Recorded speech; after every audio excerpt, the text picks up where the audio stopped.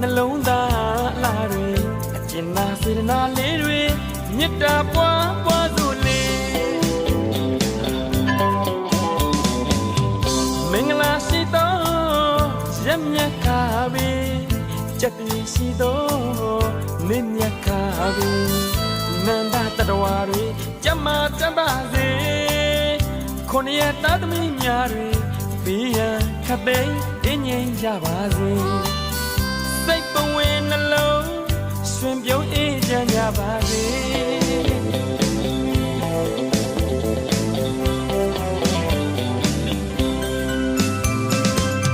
အဖေတွေမေတွေကြမ်းမာချမ်းသာစေ